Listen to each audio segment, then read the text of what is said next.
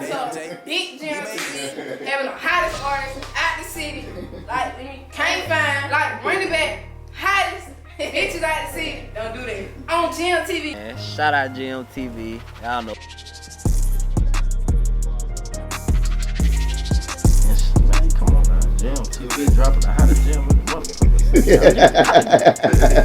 It's up. Shout out to Gym TV. They're my people. We started this shit together. My boy took that shit a long way. Shout out Gym TV, man. Drop the gym. Shit, don't do that. Right. Don't do that, man. Gym TV, getting y'all the hottest gyms out the city. Yeah, man. This your boy Lil OG, man. Rocking with Gym TV, man. You hear me? Yeah, I need to do that video.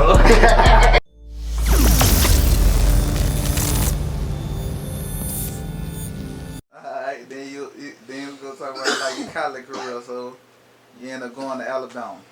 You know what I'm saying? What the big difference to you from going from high school to college? My biggest thing, man, I ain't think everybody was as good as advertised, you feel me? Like that trick really ain't nothing. Man, you get to practice, man, cutting up. You going against the best of the best every day. You see Mark Ingram, he just won the Heisman or whatever. And you just see these guys just working. They just go to work. You know, complain Julio. You see Julio practice. He don't say nothing. You just go to work. Like, everybody, like, when they say everybody good in college, everybody good. Yeah. You just got to have that mindset, like, I'm going to be a dog and get on the field. Alright. With you not growing up in a two-parent household, like, where you get that mindset from? I just got it from the projects, man, you know. I mean, everybody, you had to be tough. Then I always had my granddad, Joe Barron Sr. Man, whatever I wanted, he had it for, like, if I needed a car, he bought me a car. He bought my first car. Yeah. So, You had that support system around you. Yeah, I had, like, yeah, everybody kept me on the straight and narrow. Like, when I got to college, I had my cousin, Dude Ball. You know, so he used to look out for me all the time, buy my shoes, keep me on the straight and narrow. You had Billy G Street. You know, they look out for me whatever I ask for. Hey, here you go now, ask no question. Man, dude, get me in the car I want. He drive a truck. He drive the car with the rims on it. Go ahead, I don't take it. And he kind of banned me from all the cars. I started getting all the cars to my cousin Woody and meet you. He'll come cuss me out. Man, I told you about getting my cars out, you know. So I had people just looking out for me. My uncles, you know, my uncle was he had ended up going to jail, but he was getting the car ready for me, you know. I had people just looking out for me, like make sure I stayed on that straight and narrow.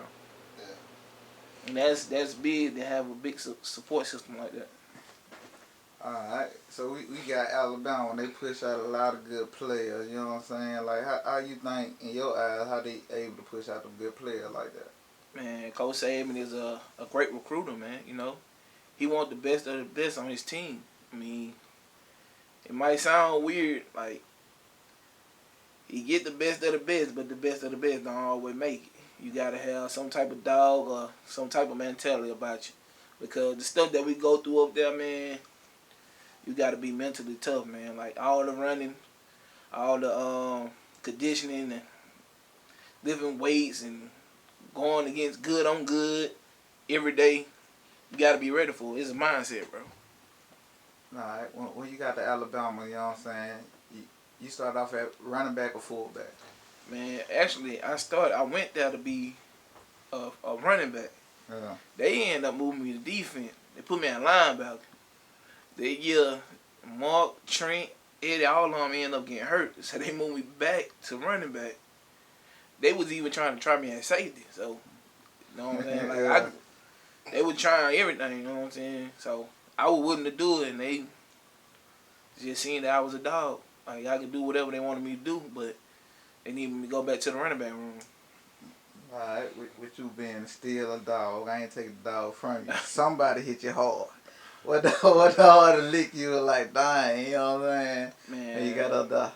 I didn't really get hit hard, but you know, you got some guys on deep, like Florida, that year, I think, 14, they had a couple guys heavy, like them boys were coming downhill. Yeah. I was tired of going against them. Like, they come and meet me at the line. I'm like, man, I ain't got time for this today. You know what I mean? So, and I also Mississippi State, they had some big linebackers. They always had big linebackers. So I was like, man, yeah, no. After those two games, you know you're gonna be hurting. You feel me? So, especially being fullback. Yeah.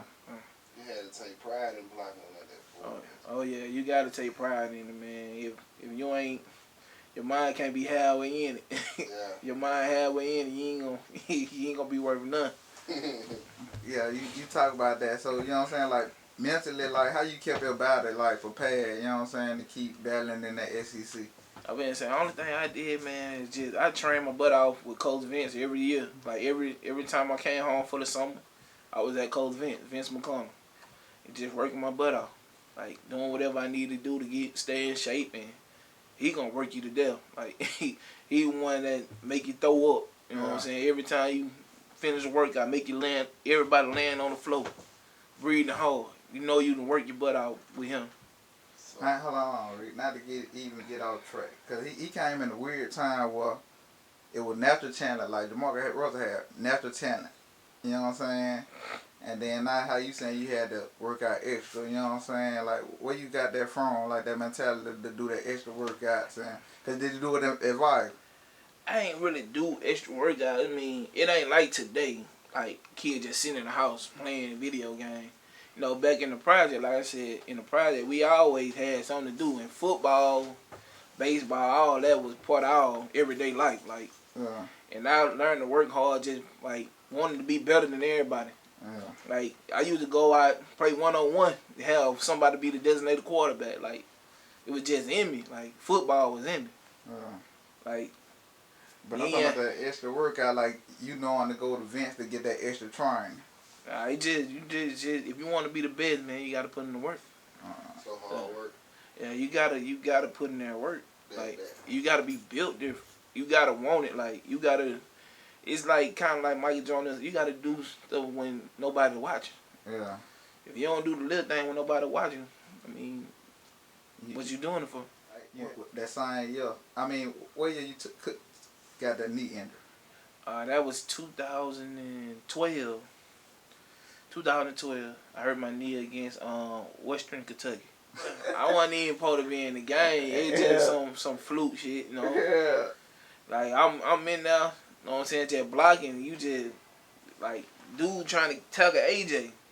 But AJ body, you know, swinging him.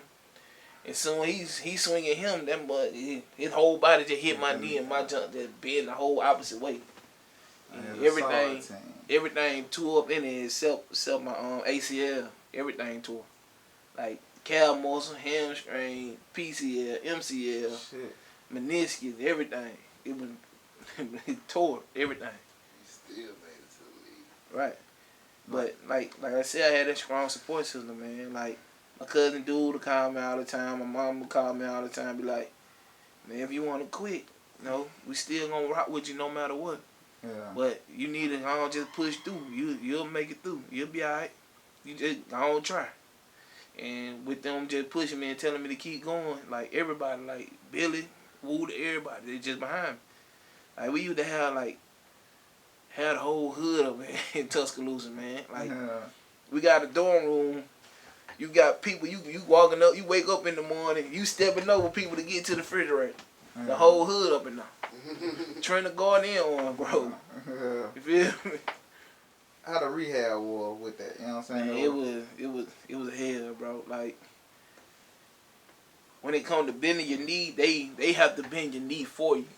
Yeah. So you do all the exercises. So that's the worst thing. Do all the exercising. And you know you want to bend in this much. So they gonna push you back until you get full, you know what I'm saying, mobility in your knee. So I'm like, man, I used to hate that, bro. Like, that was the worst thing ever.